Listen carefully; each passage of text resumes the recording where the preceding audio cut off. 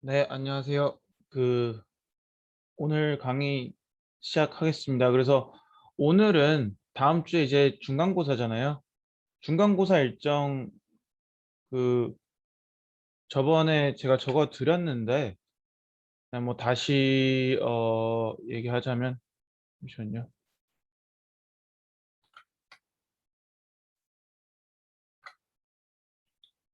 네, 19일 화요일 10시부터 12시까지고요. 네, 다들 펜 갖고 오시면 되고 10대 106호에서 합니다.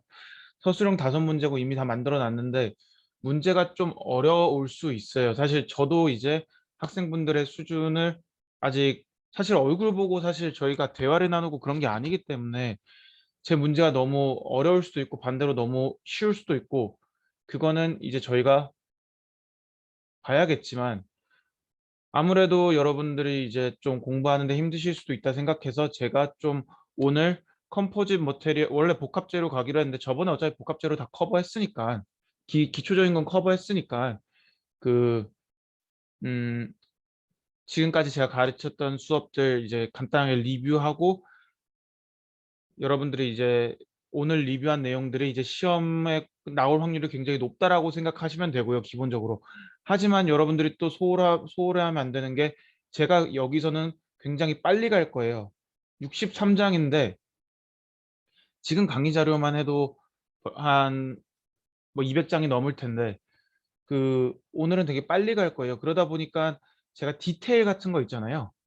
내용들은 간단하게 넘어가지만 디테일 같은 경우 그런 것들은 여러분들이 이전 강의에서 다 보셔야 돼요. 근데 다만 이제 제가 뭐 1부터 100까지 얘기했다 하면은 제가 만약에 1부터 100까지 했다 하면 오늘은 그런 거죠.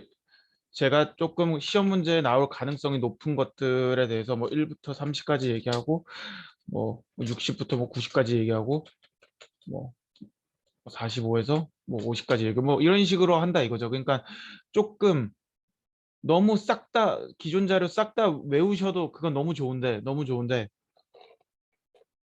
오늘 제가 하는 거 위주로 여러분들 제가 오늘 얘기하는 그런 크라이테리아 위주로 여러분들 공부하면 훨씬 편하실 거라고 제가 확신하고 여러분들 다른 시험도 많으시니까 이런 식으로 준비하면 좋을 것 같습니다. 그래서 이제 저희들이 지금까지 세마이컨덕터, 탄소 재료, 뭐 폴리머, 그리고 뭐 금속, 또 컴포짓 물질, 뭐 바이오 머티리얼 붙이긴 했는데 결국에 어, 이제 컴포짓 물질 이런 것들을 쭉 그 굉장히 짧은 시간 동안 커버했잖아요. 근데 여러분들이 항상 아셔야 되는 거는 이렇게 그 컴포짓은 메탈, 세라믹, 폴리머의 이 교집합에 있다. 그러다 보니까 여러분들이 굉장히 중요하게 아셔야 되는 게 뭐냐면은 금속과 세라믹과 분자의 차이. 예를 들면은 고분자는 기본적으로 유기물이고 뭐 탄소 물질도 마찬가지죠. 근데 유기물이고 근데 탄소 물질은 유기물인데 여기에 카본 기반에서 뭐 하이드록실이나 아니면은 뭐 나이트로젠이나 아민기나 다양한 카본 기반에서 다양한 펑셔널 그룹들을 가지고 이제 존재하는 게 이 유기물이고 유기물이 이제 모노머에서 고분자화 되면은 이제 그 고분자라고 하는 거고 탄소 물질은 이제 카본으로 해서 육각형 고리구조 되어 있는 거고 세라믹 금속은 말 그대로 원소 주기율표에 보면 보이는 금속이고 금속은 금속이고 세라믹들은 이제 금속 기반의 리간드가 붙어서 이제 조금 금속에서 내는 성질과 고분자에서 내는 성질 어 예를 들면은 이제 리튬 옥사이드 또는 리튬 설파이드 이런 거와 같이 이제 금속하고 이제 거기에 펑셔널 그룹들, 리간드들이 붙어 있는 형태를 세라믹이라고 하고 세라믹은 이제 반도체 성질이 강하고 금속은 이제 어떻게 보면 컨덕터니까 정극 이제 뭔가 그 전도도가 강한 물질에 속하기 때문에 저희들이 이렇게 봐도 메탈이 굉장히 그 전도성이 높고 상대적으로, 그리고 반도체는 그 중간이고 폴리머는 가장 낮다. 유기물이니까. 하지만 이제 카본 물질, 탄소 물질은 어떻게 보면 이제 금속에 준하는, 그 금속보다 이제 이론상으로는 높아야 되는데 어찌됐건 금속에 준하는 그런 컨덕티비티를 갖고 높은 물성을 갖고 있다. 하지만 이제 여러분들이 아셔야 되는 거는, 그러면 고분자는 안 좋은 건가 하는데 아니죠. 고분자는 고분자대로의 역할이 있죠. 고분자는 여기서 보여지겠지만 고분자는 애초부터 밀도가 낮습니다. 고분자는 고분자는 구린가? 아니죠. 그냥 이제 고분자는 좋아요, 되게. 근데 이제 고분자는 왜 좋냐면은 전도성이 안 되기 때문에 부도체로 저희들이 쓸 수 있는 거고, 부도체 뭐 예를 들면 여러분들 뭐 장갑 같은 거 있잖아요. 전기 통하면 여러분들 죽잖아요. 고분자 부도체고, 그리고 고분자는 또 가볍고, 왜냐면 밀도가 낮으니까 가벼운 특징을 갖고 있고, 또 고분자는 유연 특성. 그러니까 여러분들 디스플레이 소재 이런 것들 보면 다 유연하잖아요. 이런 것들도 이제 다 폴리머 기반으로 작동을 한다.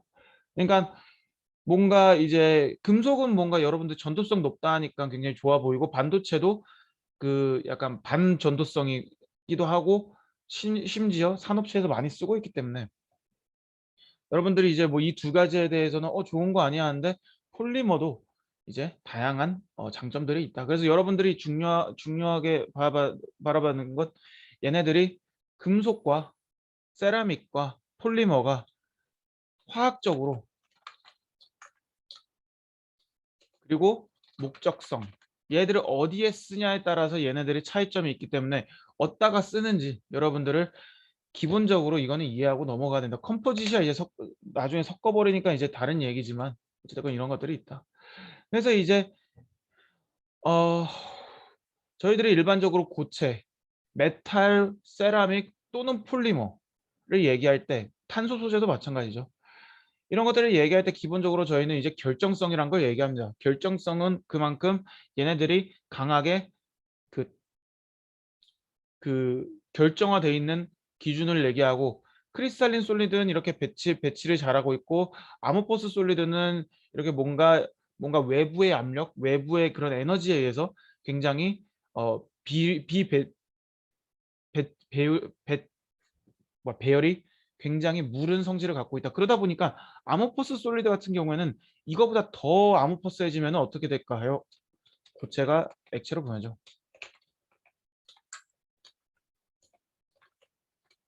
아니면 흐트러지거나.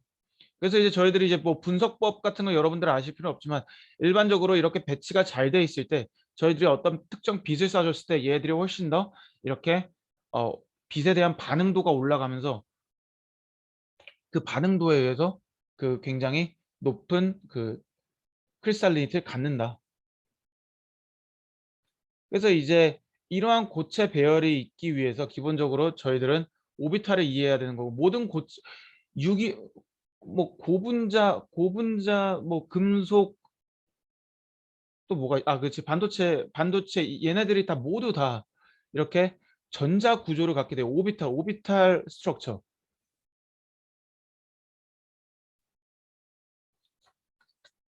올 오비탈 스트럭처. 전자 구조. 근데 전자 구조를 가질 때 위에는 안티본딩 사이트를 뭐 s o비탈, d 오비탈, f 오비탈 이렇게 있는데, 이 모양은 둘째치고 얘네들이 이렇게 p 오비탈들끼리 결합하고 d 오비탈들끼리 결합하고 s 오비탈들끼리 결합하면서 두 가지 스테이트를 만든다. 그게 뭐냐면은 이제 위에는 안티본딩 사이트와 본딩 사이트. 안티본딩 사이트는 이렇게 중간에 노드를 가지고 이렇게 세퍼레이트 되어 있는 경우지만, 이제 본딩 사이트는 이렇게 전자를 실제로 공유하고 있는 거라서, 본딩 사이트에는 항상 전자가 차 있고, 안티본딩 사이트에는 전자가 채워져 있지 않다. 그러다 보니까 여러분들이 이제 반도체나 금속이나 고분자, 예를 들면은 이제 인슐레이터, 얘네들은 이제 전기적 성질이 안 좋다 보니까 얘들은 이제 음, 고분자의 성질을 갖고, 고분자 물질들이 대부분 인슐레이터고, 세미컨덕터는 이제 세라믹 물질들이고,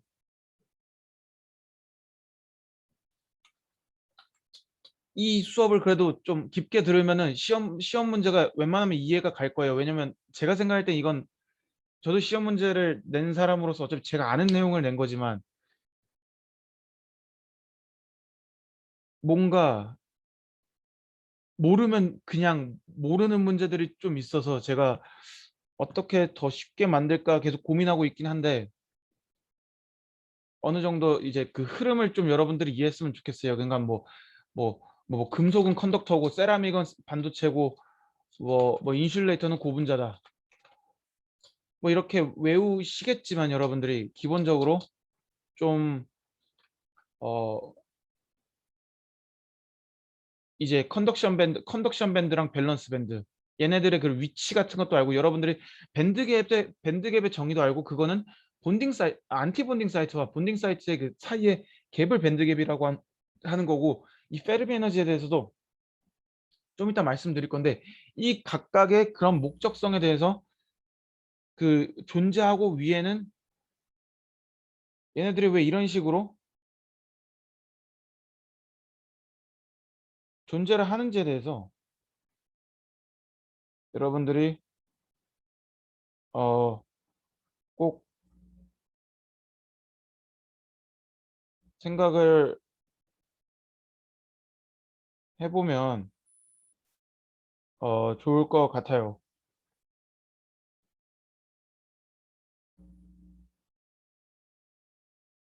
음,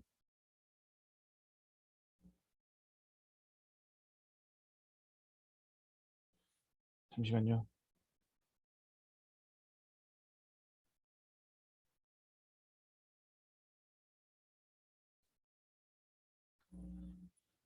예, 그래서 이제 아까 얘기했듯이 이제 크리스탈린 페이즈, 폴리크리스탈린 페이즈, 아모퍼스 페이즈 이렇게 있다. 그래서 유니셀 같은 경우에는 이렇게 이제 거기에 가장 기초되는 건 이런 유니셀 형태인데, 유니셀 형태가 이렇게 배열을 가지고 쭈루룩 있는데, 크리스탈린 페이지에는 굉장히 이쁘게 이렇게 배열이 돼 있다 하면은, 아모퍼스나 폴리크리스탈린 같은 경우에는 얘네들이 이렇게 유니셀들이 이어지다가 깨져 있는, 어떻게 보면은 유니셀들이 이렇게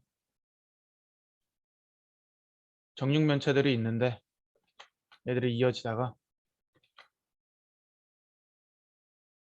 폴리크리스탈린 같은 경우에는 얘들이 이렇게 좀 약간 이렇게 좀 틀어지거나, 아니면 이렇게 어찌됐건 이 유니셀이 배치가 배치가 이쁘게 돼 있는 게 아니라 어느 정도 약간 끊겨 있는, 여러 그 레벨로 끊겨 있는 형태를 이제 저희는 유니셀이라고 한다. 그러니까 이제 아모퍼스랑 폴리크리스탈린이랑 크리스탈린을 나눌 수 있는 그 경계가 그렇다. 스트럭처 오브 유니셀 보면은 이제 큐빅 페이즈, 테트라고널 페이즈, 올스로믹 페이즈, 다양한 페이즈들이 있습니다. 이거를 여러분들이 외우시지, 왜 그 뭐 예를 들면은 뭐 테트라고널은 뭐 A, B는 같지만 C는 다르다, 이런 식으로 외우셔도 되는데, 이거를 외우는 거는 뭐 딱히 낼 이유는 없는 것 같고요. 근데 이제 크리스탈 구조가 이렇게 형성이 되는데, 얘는 분명히 정육면체인데 여기 직육면체가 어떻게 될까 막 사람들이 생각을 할 거 아니에요. 그런 경우는 일반적으로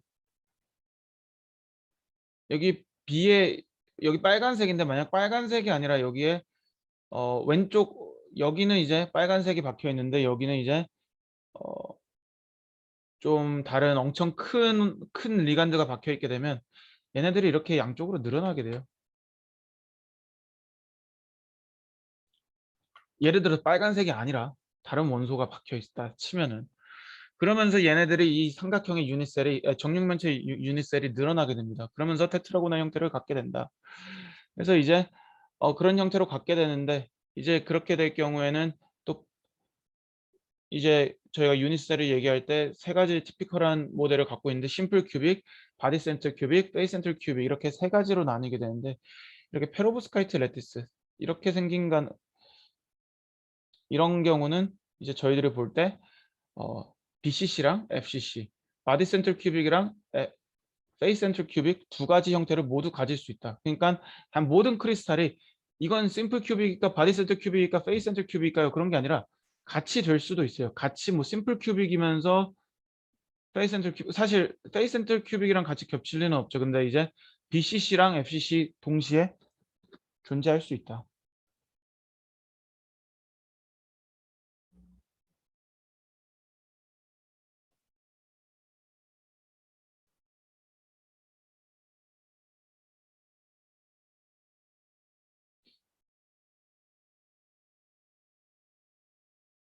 예, 그래서 이제 그 이러한 것들을 이제 다양한 크리스탈 구조들이 존재하는데, 기본적으로 여러분들이 이제 이렇게 구조가 있는데 얘네들이 이렇게 다양한 유닛셀 형태로 되잖아요. 그럴 경우에 일반적으로 어 여러분들이 이제 원래 큐빅이었던 물질을 테트라고널이나 트라이클리닉이나 롬보이드라 헥사고널 형태로 바꿀 수가 있어요. 그렇게 바꾸는 거는 이제 알로잉을 할 때, 알로잉이란 거는 이제 그 어 알로잉은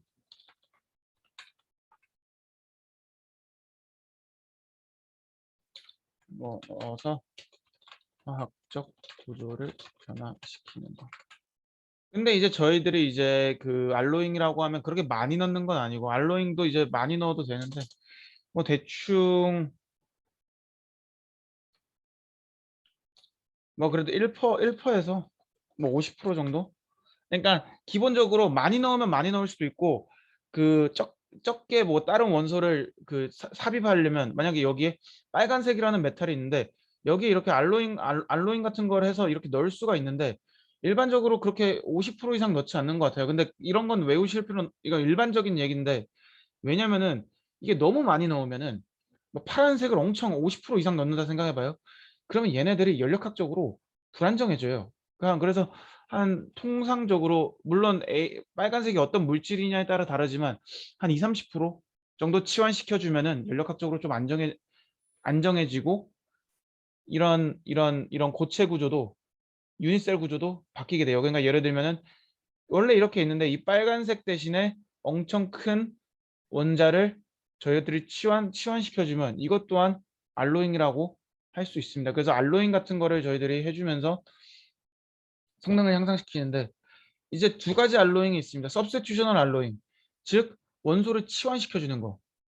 이제 서브스티튜셔널, 그냥 한국말로 할게요. 그리고 원소, 그리고 인터스티셜. 그럼 방금 제가 지금까지 쭉 얘기했던 건 서브스티튜셔널인데, 인터스티셜은 실제로 치환 개념이 아니다. 그러면 이게 뭔 개념이냐? 이 결합에 지금 이 유닛셀이 있어요. 여기에 이렇게 미세하게 얘들이 결합을 하고 있잖아요. 결합에 쥐똥만한 거, 엄청 작은 거 있잖아요. 작은 거를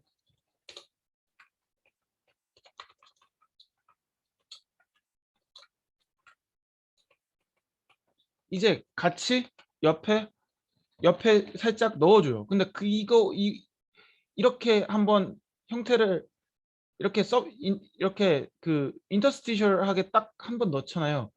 그러면 여기서 생성되는 에너지가 이 구조를, 이 유닛셀, 왜냐면은 저희가 알로잉 하기 전에 이 유닛셀이 있어요. 이 유닛셀이 있는데 이 유닛셀이 만약에 굉장히 불안정한 친구잖아요.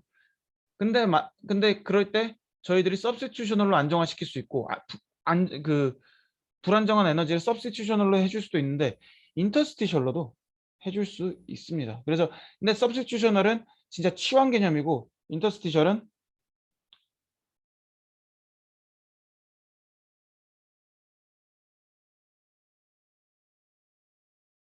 살이 살짝 조금 다르다라는 걸 여러분들이 인지하고,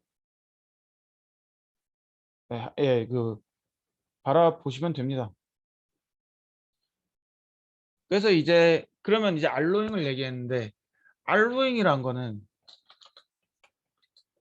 substitution은 인터스티션. 근데 알로잉은 좋은 거예요. 좋은 겁니다. 알로잉을 그냥 긍정적인 효과를 줬을 때, 뭐 넣었는데 전도성이 늘어나고 성능이 올라갔어요. 그러면 저희는 좋은 쪽으로 저희가 해석하게 되는데, 이제 디펙트는 나쁜 겁니다. 디펙트는 똑같이 치환되어 있는 무엇 또는 그 사이에 끼어 있는 어떤 원자. 근데 나쁜. 기본적으로 예, 이렇게 들어가 있는데 이제 얘네들은 나쁜 애들이에요. 근데 거기에 이제 네 가지 디펙트가 종료한 네 가지 분류가 존재하죠. 포인트 디펙트, 라인 디펙트, 서페이스 디펙트, 볼륨 디펙트가 있는데 포인트 디펙트에는 베이컨시 인터스티셜 서브스티튜셔널 아까 얘기했잖아요. 서브스티튜셔널 알로이랑 인터스티셜 알로이 있다고. 근데 만약에 얘들이 좋은 효과를 주는 거면 이건 알로잉이라고 하고 나쁜 효과를 주면은 그 이제 디펙트라고 합니다. 포인트 디펙트. 그래서 이제 이런 것들이 존재한다라는 거 여러분들이 아시고 가면 되고요. 이제 이렇게 알로잉을 하던 디펙트가 있던 간에 어찌 됐건 아까 얘기했듯이 이제 모든 물질에는 이렇게 컨덕션 스테이트랑 안티본딩 스테이트랑 본딩 스테이트가 이렇게 전자 구조가 존재하게 되는데 이제 오비탈에 대해서 좀 더 딥하게 가자면은 이제 저희들이 이제 그 결합을 하게 되면은 이제 이거 그냥 읽어보세요. 읽어보시고 아까 얘기했으니까. 근데 본딩 사이트에는 이제 얘네들이 실제로 전자를 공유해 가지고 전자가 이제 이렇게 붙어 있는 형태로 되어 있는데 이제 그 노 안티본딩 사이트는 이렇게 전자가 채워져 있지 않는 하나의 노드를 가지고 결합이 끊겨 있는 이런 이 미지의 형태를 갖고 있다. 그래서 얘들은 모든 분자의 구조는 이렇게 안티본딩 사이트랑 본딩 사이트로 되어 있고 항상 이렇게 안티본딩 사이트를 저희는 그 루머라고 합니다. 안티 아 안티본딩 사이트 중에서 가장 낮은 영역을 이제 그 루머라고 하는데 unoccupied molecular orbital 전자가 없는 영역. 이걸 그래서 이제 그 unoccupied orbital이라고 하고 그래서 이렇게 생각하시면 돼요. 안티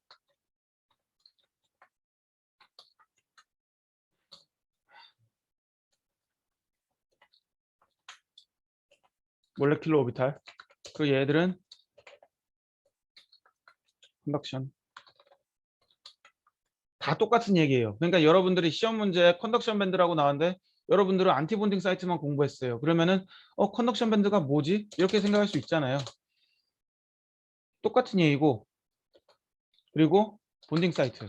그러면 하나로 통일해서 얘기해 주시면 안 돼요. 그렇게 얘기할 수도 있는데 기본적으로 얘네들의 이제 이런 오비탈 형태나 전자구조, 물질의 전자구조를 이해하기 위해서는 여러분들이 기본적으로 이 모든 용어를 다 써야 됩니다. 어쩔 수 없어요. 저희가 이거를 보고 이거 컨덕션 사이트라고 얘기하면은 그렇게 얘기할 수가 없죠. 여기선 이제 제가 오비탈적으로 그리고 전자로 설명하는 게 맞는 거고 나중에 가서 반도체 쪽으로 얘기할 때는 컨덕션 밴드라고 얘기하는 게 맞기 때문에 여러분들이 이거를 좀 어, 외우시던 아니면 그냥 가슴속으로 이해하시던 어, 뭐 하시면 될 것 같아요.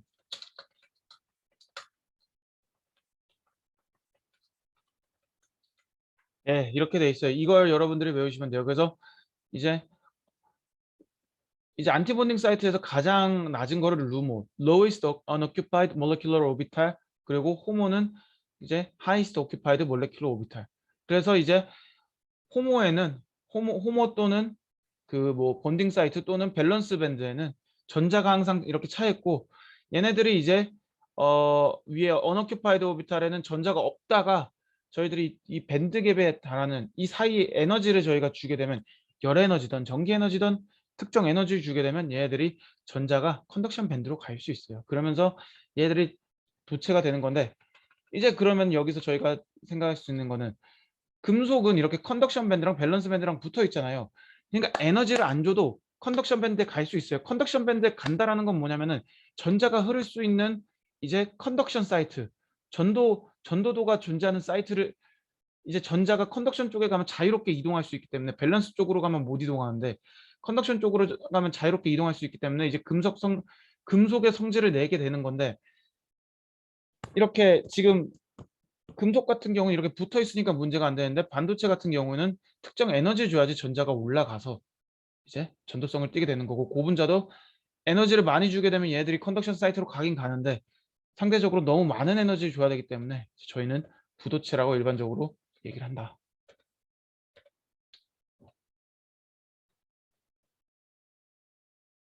그래서 이제 일반적으로 이제 그 저희가 전자는 이제 마이너스 차지를 갖고 있죠.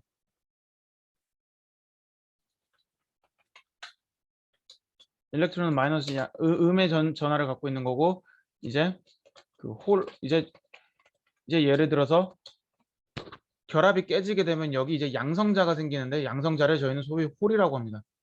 이건 플러스 차지를 갖고 있고 일렉트론은 마이너스 차지를 갖고 있다 생각하시면 돼요. 그래서 얘네들이 여기 보시면 여기 빵꾸잖아요. 사실은 여기 홀이, 전자가 생겼으니까 여기 또 여기에는 이제 플러스가 생기겠죠. 플러스가 생겨서 전자가 익사이트 되면은 쉽게 얘기해서 그 양의 전하와 음의 전하가 생기는데, 얘네들이 기본적으로 모든 물질의 넌 제로 켈빈일 땐 이렇게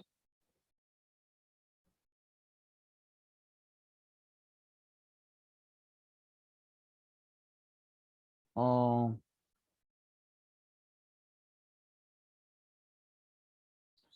모든 그런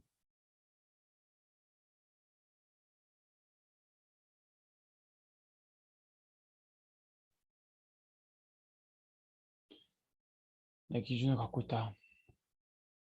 그래서 이제 아까 그 알로잉 얘기했는데, 알로잉은 아까 얘기했듯이 도핑이랑 같은 개념이에요. 개념은 같아요. 여러분들 아셔야 되는 게, 알로잉은 1%에서 뭐 대충 50%로 합시다. 그냥 50% 웬만하면 넣지 않지만, 근데 도핑은 이제 1% 미만,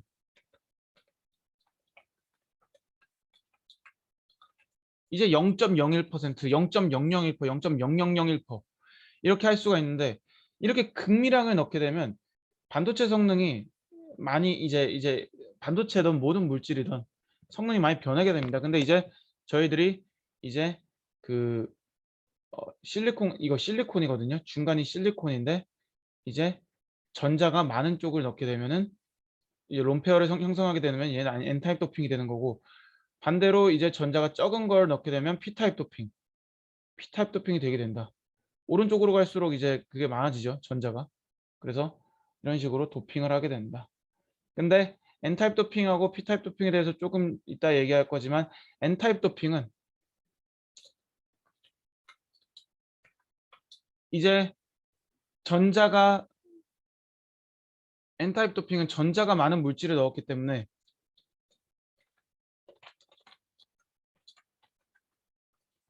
그러면 P타입 도핑은 뭘까요? 애초부터 전자가 적은 걸 넣었기 때문에 양의 전하, 즉 홀. 음, 네, 홀이 이동하기 좋은 물질이다. 그래서 아까 얘기했지만 이제 반도체 했는데, 이제 그 기본적으로 금속 기준으로 설퍼 또는 알스나이, 셀레나이드, 텔루라이드 이런 것들이 이제 반도체의 기본적인 물질이다. 그러면 이제 N타입은 아까 얘기했듯이, 이거 너무 많아갖고 오늘 좀 그냥 빨리빨리 하고 싶지만, 그래도 여러분들 공부 제대로 하셔야 되니까.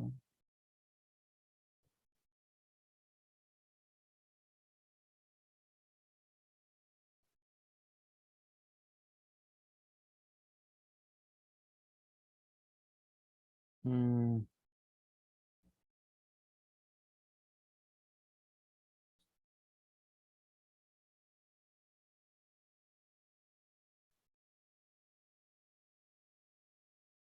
음.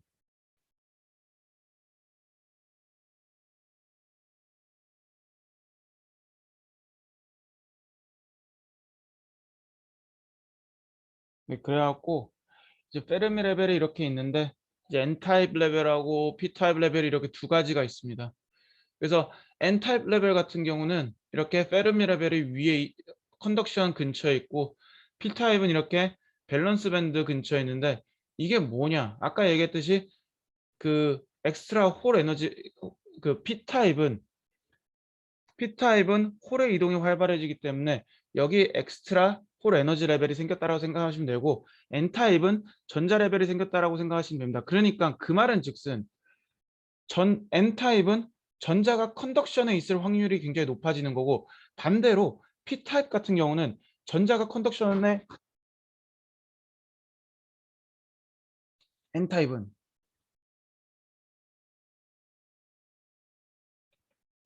N타입은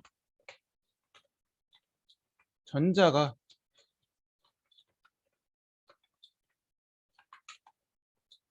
확률 확률이 높으면은 저희는 N타입이라고 하고 이제 P타입은 전자가 컨덕션에 없을 확률이 높은 것. 그 말은 즉슨 전자가 없으려면 이제 양전하가 이제 밸런스 쪽에 추가적으로 있으면 전자가 위로 안 가겠죠. 그래서 이제 P타입 같은 경우는 이렇게 페르미 레벨이 아래 있고 이제 그 N타입은 위에 있다. 이런 형태를 갖고 있다. 전자 구조인데 어찌됐건 여기서 얘기하는 게 이제 컨덕션 기준으로 N타입일 때 페르미 레벨이 컨덕션에 더 가까울 때 중간 기준에서 컨덕션에 밀접해 있을 때 이렇게 전자가 존재할 수 있는 프로바빌리티가 올라간다. 그러니까 어떻게 보면 페르미 레벨의 기준이 뭐냐면 이제 얘네들이 이제 페르미 레벨의 위치에 따라서 이 반도체가 전자를 잘 뽑아주냐 아니면은 홀을 잘 뽑아주냐 이런 것들을 알아야 된다. 그래서 컨덕션 밴드 미니멈 다 똑같은 얘기예요. 여러분들 그 너무 어려워하지 마세요. 왜냐면 이게 여러분들 나중에 취직하시거나 회사 가실 때 이것만 알고 가셔도 되게 도움 많이 돼요. 사실 이렇게 저희가 화학을 이렇게 전자 쪽으로 안 보잖아요. 물론 저도 전자재료랑 뭐 전기공학, 기계공학 이런 것도 다 배웠지만 음, 전자재료를 알면은 기본적으로 뭔가 물리적으로 화학을 좀 보게 되면서 되게 편한데 이거를 처음에 받아들이기에는 맨날 화학 구조 그리다가 갑자기 뭐 이상한 밴드 보고 있자니 좀 어렵다 느낄 수도 있는데 이거를 여러분들이 와서 오셔서 물어보시면은 더 뭔가 잘 말씀드릴 수 있을 것 같아요. 저는 이제 이 내용이 워낙 익숙하니까 좀 쉽다라고 생각하면서 말씀드리는 건데 또 처음 보시는 분들은 모르시니까요. 그래서 일단 어려우시면 나중에 뭐 저한테 물어보시면 되죠. 그래서 이제 컨덕션 밴드가 있고 밸런스 밴드가 있고 여기 밸런스 밴드 맥시멈 그리고 컨덕션 밴드 미니멈이 있다. 가장 낮은 수치. 그 말은 즉슨 여기는 아까 호모 루모 얘기 잠깐 나왔었죠. 어딨냐. 이제 여기는 호모 하이스트 오큐파이드 몰레큘러 오비탈. 오큐파이드 전자가 채워진 오비탈에서 가장 높은 위치, 가장 낮은 위치, lowest unoccupied. 전자가 채워지지 않는 그 오비탈 중에서 가장 낮은 위치가 이제 루머인데 결국에 이거 자체가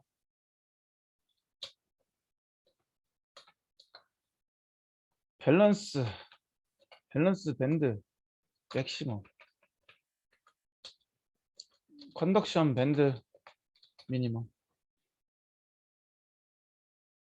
네, 이런 식으로 이제 나누게 되고 중간에 페르미 레벨 있죠. 전자 확률적으로 전자 분포를 할 수 있는 거. 근데 여기서 이제 워크 펑션이라는 게 존재합니다. 워크 펑션이 존재하는데 워크 펑션은 백큐 레벨까지 끌어올릴 수 있는 힘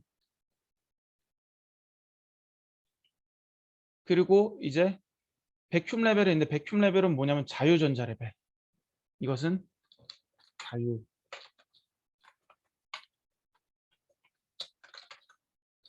즉 자유롭게 전자가 이동할 수 있다.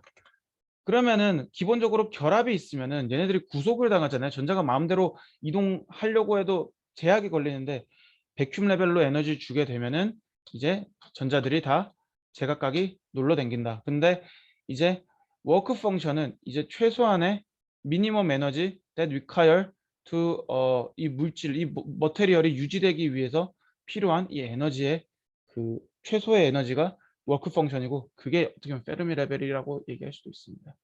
페르미 레벨이 그냥 두 가지 역할을 하는 겁니다. 어떻게 보면 N타입 전자랑 전공을 이동시켜 줄 수 있는 그런 확률적인 분포도를 가늠하는 그런 레벨이라고 얘기할 수도 있지만, 다른 방면으로는 그 물질의 물성을 내기 위해서 필요한 최소한의 1, 그렇게 생각하시면 돼요. 이게 이제 반도체의 가장 큰 기초고, 여러분들이 그 어 가슴 깊이 이제 이해해야 되는 그러한 어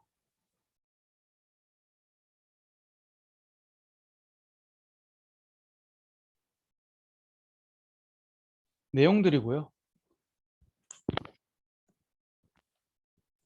이제 고분자로 가게 되면, 이제 고분자는 이제 하이드로카본 기준으로 이제 더블 반드랑 트리플, 이제 어떻게 보면 유기물 기준에서 이제 하이드로카본 스트럭처들이 일반적인데, 이제 하이드로카본은 이러한 트리플 반드나 더블 반드 이런 것들이 존재한다. 근데 얘네들이 이제 그 고분자가 되려면은 얘네들이 쪼개지면서 이제 쭈루룩 모노머들이 이제 이어지는 형태로 되는데,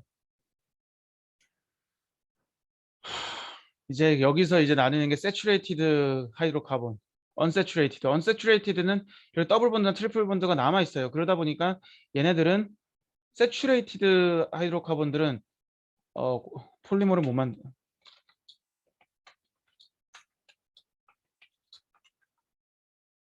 근데 이제 언세츄레이티드는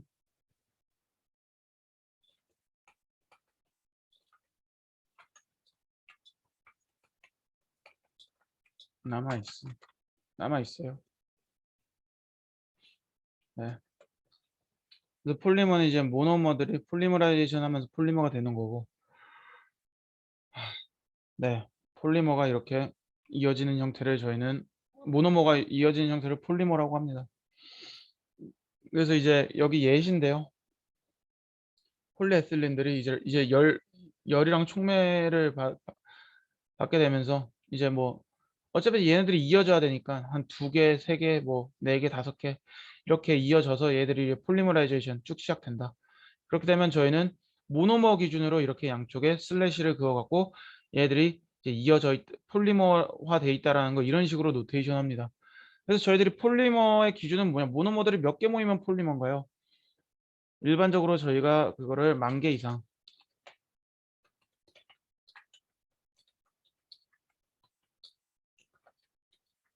그러니까 얘네들이 폴리가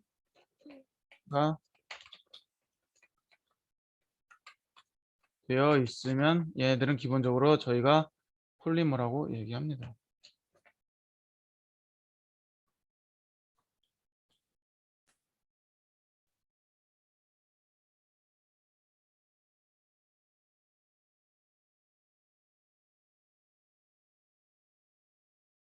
네. 그래서 이제 호모폴리머, 이제 폴리머의 종류가 다양하겠죠. 말 그대로 똑같은 게 무한정 이어지면 호모폴리머. 그리고 이제 저희들이 소위 말하는 코폴리머가 있는데, 코폴리머랑 이제 랜덤 코폴리머가 있고 블락 코폴리머가 있는데, 블락코는 이제 여기 이제 특정 비율을, 블락 코폴리머는 이제 저희가 붙이려는 뭐 여기서 이제 에슬린 유닛인데, 에슬린 유닛이 이제 그 같이 섞으려는 매트릭스를 어느 정도 같이 갖고 있고 섞여 있는 게 블락 코폴리머고, 이제 랜덤 코폴리머는 이제 배열 안에 빨간색 좀 섞여 있고, 이제 무질서하게 이렇게 얼라인 되어 있는 걸 이제 랜덤 코폴리머라고 하고, 블락 코폴리머는 이제 이렇게 특정 막 예를 들면 뭐 2323 뭐 이런 식으로 배열을 갖고 있는 걸 코폴리머라고 한다. 그래서 이런 식으로 어 일반적인 폴리머는 PTFE 같은 거, PVC 이런 것들로 되어 있다. 그리고 폴리머의 종류에는 리니어 폴리머가 있고, 브랜치드 폴리머, 크로스 링크드 폴리머, 네트워킹 폴리머, 이런 식으로 존재하게 되는데, 이제 이런 것들을 그냥 외우시면 되는 거고요. 이건 뭐 단순하죠. 그리고 이제 내가 준비한 게 맞나? 예. 헤드 투 테일 컨피규레이션, 그리고 헤드 투 헤드 컨피규레이션, 이런 식으로 있고, 랜덤 이거 랜덤 코폴리머죠. 랜덤 코폴리머는 이렇게 두 개, 하나, 뭐 네 개, 다섯 개 랜덤하게 되어 있고, 이제 그 알터네이팅은 이렇게 규칙적으로 되어 있고, 하나하나씩 되어 있는 걸 알터네이팅이라고 하고, 블락 코폴리머는 이렇게 특정 배율을 가지고 여러 개 이렇게 이어져 있는 형태를 저희들은 블락 코폴리머라고 한다. 이렇게 다섯 개, 다섯 개, 여섯 개, 네 개, 네 개, 네 개, 네 개, 특정 규칙성을 가지고, 그래프트 폴리머는 이렇게 리니어한 거 위에다가 어, 다른 종류의 폴리머가 이렇게 이어져 있는 경우. 그리고 저희는 이제 그거를 그 형상을 통해서 이제 에브리지 몰레큘러 웨이트, 그러니까 그 기본적인 분자량을 이렇게 계산을 하게 되는데, 이제 모노머의 개수죠. 뭐.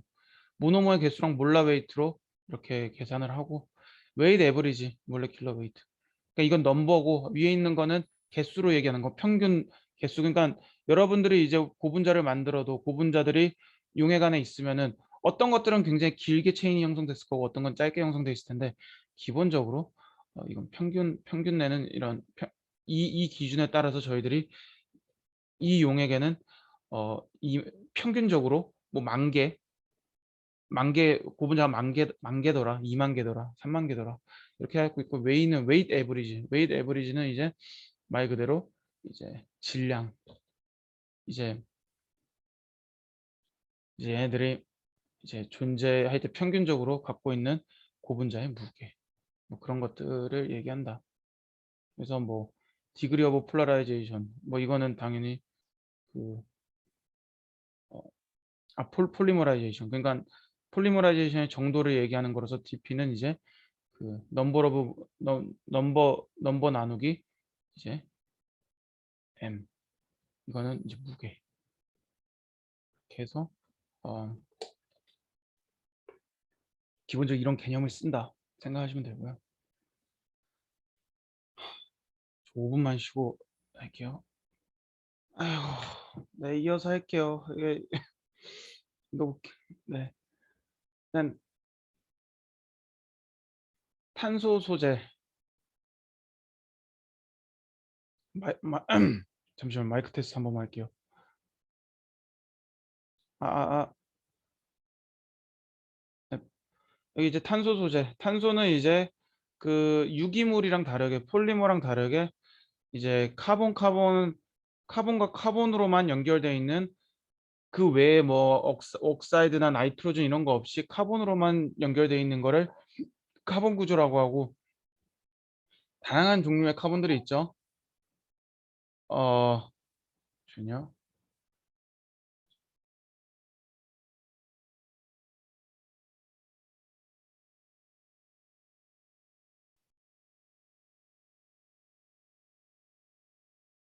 잠시만요. 카톡을 꺼왔네. 네, 그래갖고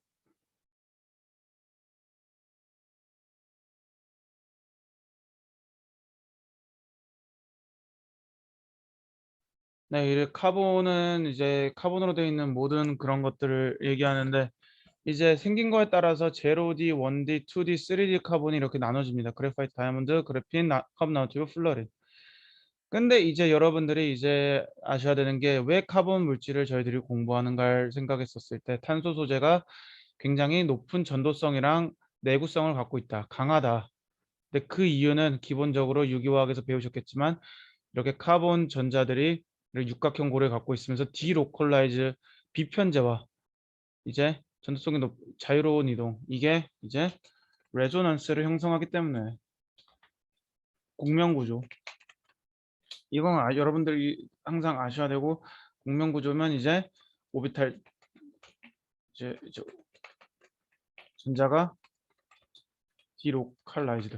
디로컬라이즈드라는 단어를 여러분들이 되게 그냥 쉽게 생각하시면 되는 게 뭐냐면은, 로컬라이즈드 되면 전자가 자유롭지 않겠죠. 왜냐면 어디 뭔가 구속되어 있으니까. 근데 이렇게 디로컬라이제이션이 되면은 전자들이 여기서 마음대로 움직일 수 있다. 근데 또 이 육각형 고리 구조에 또 다른 육각형 고리가 구조가 이렇게 있으면 전자들이 여기도 있다가 저기도 있다가 자유롭게 왔다 갈 수 할 수 있다. 그러다 보니까 카본 구조는 전도성이 높고 강하다. 그러다 보니까 이제 전극이나 금속 대체용으로 많이 쓰려고 하고, 꼭 뭐 뭐 이제 모든 카본 소재들이 마찬가지지만 이제 뭐 그래핀도 있고 이렇게 카본 나노튜브 이렇게. 근데 하지만 이제 얘네들이 기본적으로 갖고 있는 성질은 반도체 또는 금속 성질을 갖고 있다. 반도체 성질도 가질 수 있는데, 이거는 여러분들이 3학년 그 탄소 소재에서 배울 때 어떤 식으로 가면은 금속이 되고 어떤 식으로 가면 세라믹이 되는지 좀 그 구체적으로 드릴게요. 뭐 여기선 생각할 필요 없고. 어찌됐건 레조넌스 에너지가 형성된다라는 거는 이제 레조넌스 에너지 연력학적으로 굉장히 안정화된 구조가 된다. 근데 이제 얘네들이 카본이 아닐 경우에, 탄소가 아닐 경우에 이런 아민 뭐 나이트로젠, 옥시즌, 서퍼 이러한 구조가 아닐 경우에 이 레조넌스 에너지는 상대적으로 올라간다. 왜냐하면은 여기 이렇게 롬페어들이 실제로 있기 때문에 이 롬페어들이 구조를 불안정화시키는 역할들을 하기 때문에. 왜냐하면 모든 화학적 반응은 이 롬페어가 관여를 함으로써 그 반응성이 올라가기 때문에 기본적으로 카본일 때 카본이고 롬페어가 없을 때 가장 이상적인 구조를 갖게 된다. 그래서 이제 카본 나노튜브나 이제 아까 얘기했듯이 어 카본 나노튜브, 그래핀 이런 것들도 다 어떤 물질을 저희들이 도핑하느냐에 따라서 아까 말씀드렸죠.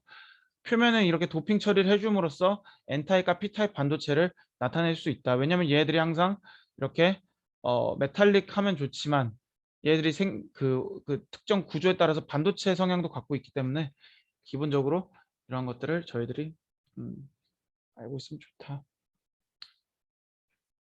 그래서 이제 전기 전도도는 그래핀일 때가 상대적으로 이상적으로 가장 높고, 카본 나노튜브가 두 번째고 그래파이트가 세 번째. 그리고 이제 다이아몬드 같은 경우는 이제 상대적으로 낮은 전도도를 갖고 있다. 왜냐면 뭐 굳이 설명해 드리자면 이 그래핀 같은 경우는 굉장히 이제 빳빳하고 2D 물질로 굉장히 넓게 펴져 있는데, 그래파이트는 이제 어 이 사이사이에 결합이 약해 갖고 쉽게 벗겨지면서 전도성이 낮아지는 현상이 있어 갖고 그런 거고요. 그러면 이제 저희들이 그래파이트 어 이제 왜 카본 소재를 해야 되냐면, 모든 세라믹이든 금속 같은 경우는 이렇게 광물 기반으로 이렇게 발전이 되었는데, 기본적으로 지금 지하 광물을 계속 캐다 보면 이제 자연적인 문제도, 환경적인 문제도 있지만 가장 큰 문제는 자원이 고갈된다는 점.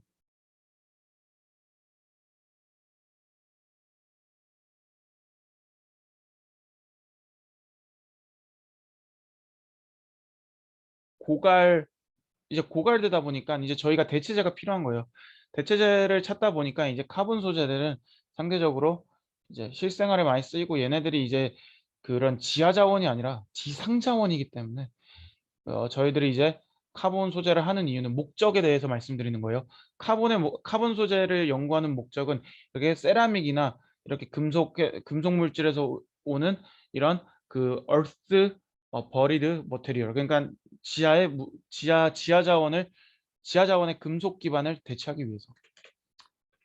이건 진짜 대충 하고 좀 넘어갈게요. 사실 이건 뭐 제 수업에 다 있는 내용이니까. 이제 그래핀 같은 경우에는 이렇게 그래파이트 같은 경우에 이렇게 그 그래파이트들이 이렇게 스태킹 되어 있는 구조로 되어 있는데, 이제 얘네들이 위에는 이제 각각의 이제 카본 구조에는 디로컬라이즈된 일렉트론이 어 하이 컨덕티비티를 나타내는데, 이 Z축으로는 얘네들이 벤더르발스 인터랙션을 하고 있으면 굉장히 약한 결합을 하고 있어서 사실상 Z축으로는 전자가 흐르지 않고 X축과 Y축, 그러니까 X축으로 Y축으로만 전자가 흐른다. 그 말은즉슨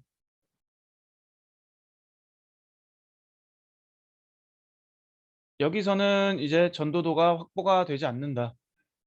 전기 전도도가 확보가 되지 않는다. 근데 이제 그래파이트 같은 경우는 그렇지만, 이제 그래핀 같은 경우는 이제 Z축이 없잖아요. 얘들은 이제 2D 물질이니까. 그러니까 XY축으로 이제 전도성이 존재해서 전도도가 굉장히 높지만, Z축은 사실상 존재하지 않는 거기 때문에 어떻게 보면 이론적으로는 2D 그래핀이 가장 높은 전도성을 갖고 있다. 카본 나노튜브는 이렇게 멀티 월드 카본 나노튜브, 싱글 월드 이렇게 나눠져 있는데 이제 얘네들이 어 이렇게 이제 카본 나노튜브가 되려면 이렇게 그래핀 같은 걸 말아갖고 돌돌 말아갖고 이제 나노튜브가 되고 실제로 멀티월드 카본 나노튜브는 이렇게 그래파이트드 같은 거를 말아갖고 김밥 위에 김 위에 또 김을 올려갖고 말면은 세 겹의 김이 될 거 아니에요. 그런 것처럼 세 개를 겹쳐서 이제 저희가 멀티월드 카본 나노튜브 만들고 한 겹만 하면 싱글월드 카본 나노튜브를 만든다. 근데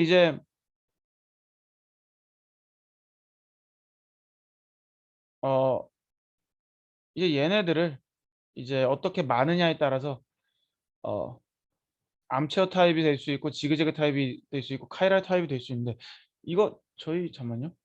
저희 수업에서 이걸 제가 얘기를 했나? 왜냐면 이거가 왜 제가 3학년 카본 3학년 수업에서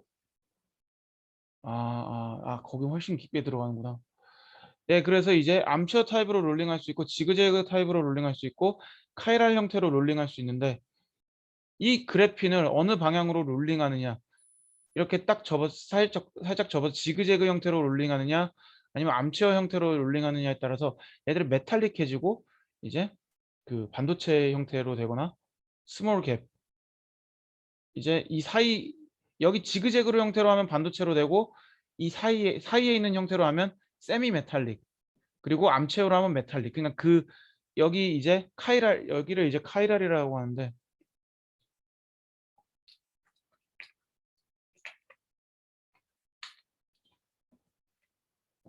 카이랄 이 형태인데 카이랄로 하면은 지그재그와 암체어의 사이 즉 반도체 느낌이긴 하지만 굉장히 메탈릭한 반도체가 되는 거고 지그재그는 말 그대로 반도체고 암체어로 말게 되면 메탈릭해진다. 그러면 이제 나노 컴포짓으로 넘어가시죠. 이거 보면 이렇게. 나노 컴포짓은 이제 두 가지 이상의 물질을 섞어서 하나의 물질 형태로 이제 하는 걸 나노 컴포짓이라고 하고 폴리머에 금속을 섞어도 되고 카본 소재를 섞어도 되고 또는 카본 소재에 카본 소재를 섞어도 그건 나노 컴포짓이에요. 그러니까 여러분들이 다른 종류의 물질을 섞는다. 예를 들면은 그런 식으로 너무 편협적으로 생각 안 하셨으면 좋겠는 게 세라믹이랑 폴리머랑 섞어서 컴포짓을 만들 수 있지만 세라믹들끼리 뭉쳐서 컴포짓을 만들 수도 있는 거고 메탈들끼리 뭉쳐서 컴포짓을 만들 수 있는 거예요. 그래서 이제 어 근데 일반적으로 컴포짓을 하는 목적에 대해서 여러분들이 알아야 되는데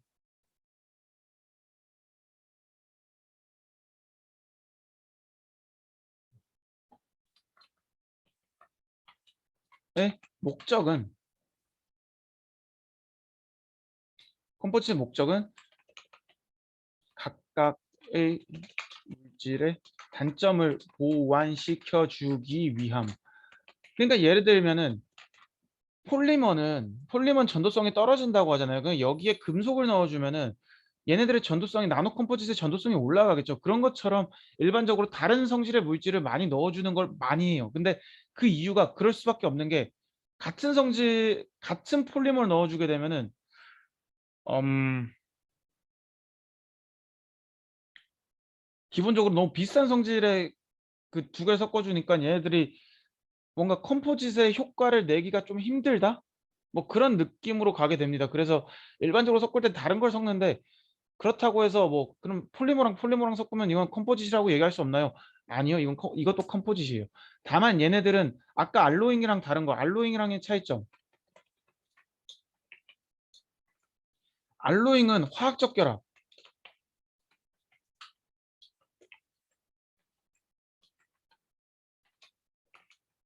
결합의 색이 및 종류가 변할 수 있음. 근데 나노 컴포짓은 말 그대로 기계적 섞임이에요. 얘들이 화학적으로 결합을 하게 되잖아요.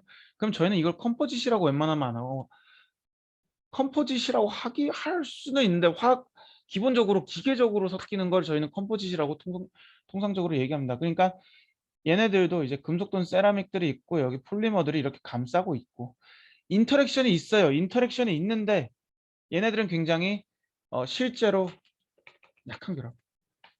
그러니까 이걸 어떻게 얘기해야 될지 모르겠는데 아주 미미하게 결합하거나 결합을 안 하고 있을 때는 제가 컴포짓 형태라고 많이 얘기하고 아주 이제 아예 원자 개념에서 이제 어디 있을까? 원자 개념에서 이렇게 분포 또 있게 바뀐 거를 저희는 알로이라고 합니다. 여러분들이 이제 헷갈리지 않았으면 좋겠고 알로이는 진짜 동일한 그 금속이랑